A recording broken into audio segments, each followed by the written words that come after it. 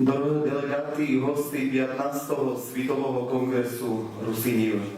Zo štíroho srdca vás vítame v mene Rusínskej obrody na Slovensku, hlavného organizátora 15. Svitového kongresu Rusíniu na Slovensku. Vítame vás v Priašovským samouriadnym kraji. Vítame vás v regióne Starej Ľubovni. Vítajte.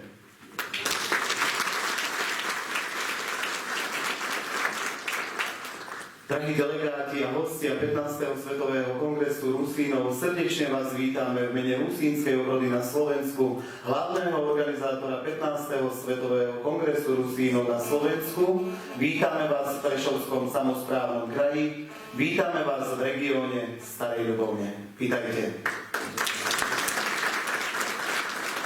Peteruško Rusínske. Svitový kongres Rusíniu počal svoju robotu v 1991 roci i od toho času sa každé 2 roky schodžajú Rusíny celého svita na tí vyznační celosvitovej podí všech inších členských državí.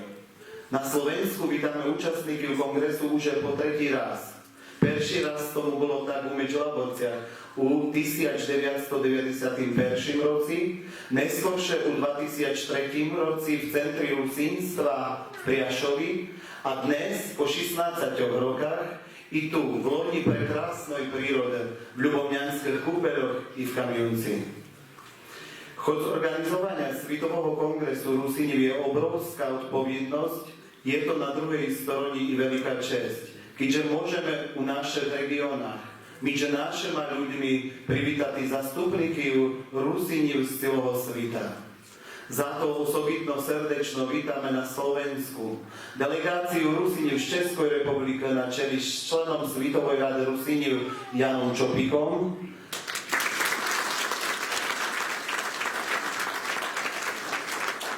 delegáciu Rusíniu z Chorvátii na čeli s členom Svitovej rady Rusíniu Mijom Šajtošom,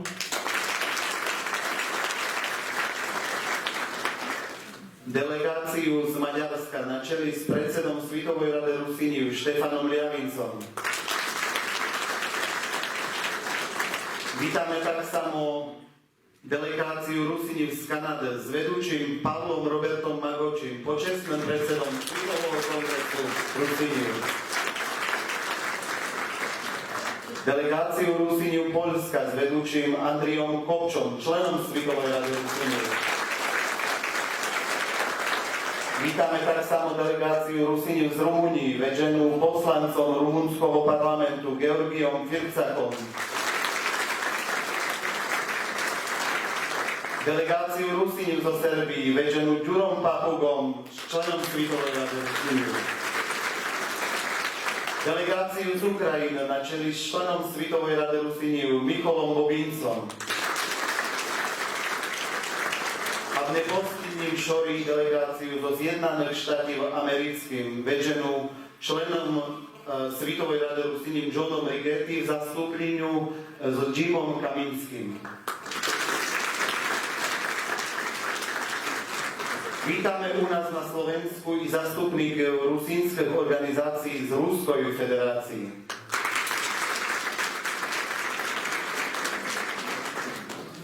Osobitno sobie vážime i účasť našich cenných hostej. Vítam medzi nami štátneho tajomníka Ministerstva školstva Slovenskej republiky Petra Krajňáka s delegáciou,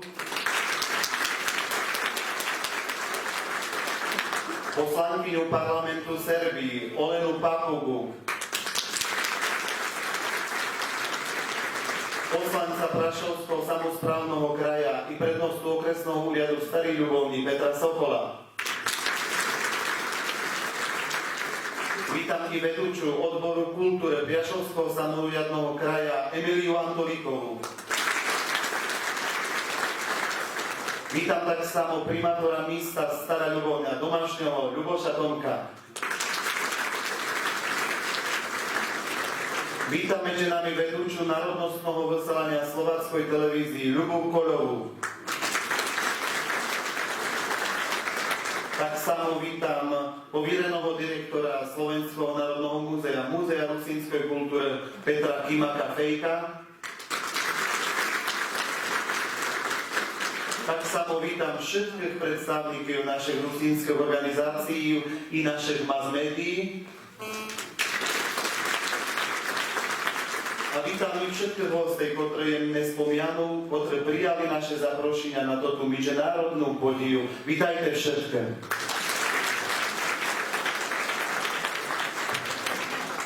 Bratia i sestry Rusíny, vítajte u nás doma i čujte si aj jak u svojim obecťu. Bo Rusíny celého sveta to je jedna veľká rodina. Pár rokov dozadu bol legitimno vyslovený vopros. Si Svitový kongres Rusíny v tým časi je ešte potrebný.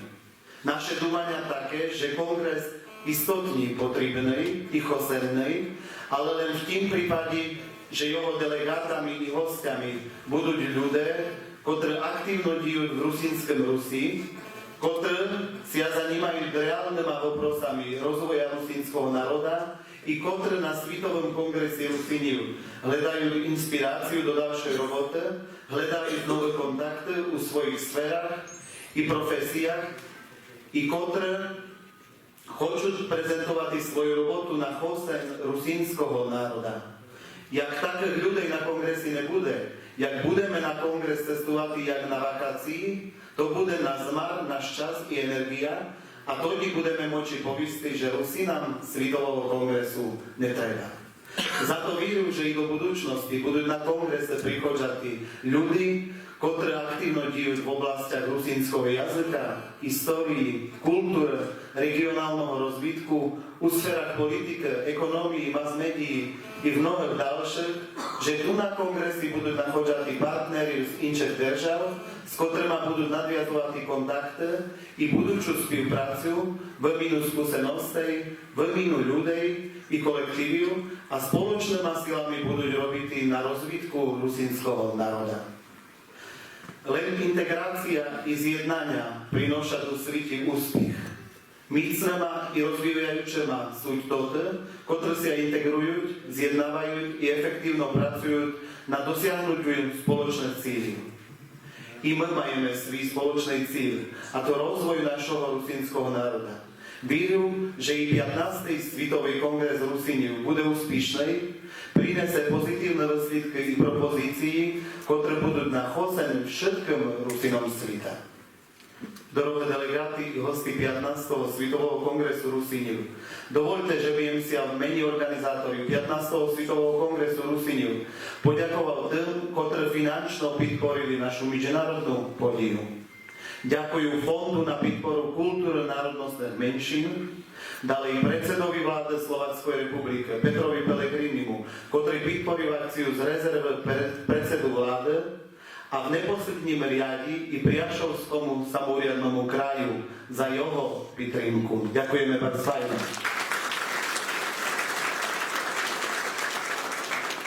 Nakonec, dorohé dámy i panové, ešte raz vás srdečno vítam tu v Ľubovňanských kúpeľoch na 15. Svitovom kongrese Rusíny i oddajú slovo predsedovi Svitovej rady Rusíny, že by oficiálno odkryl našu podiju. Ďakujem vám za úvahu.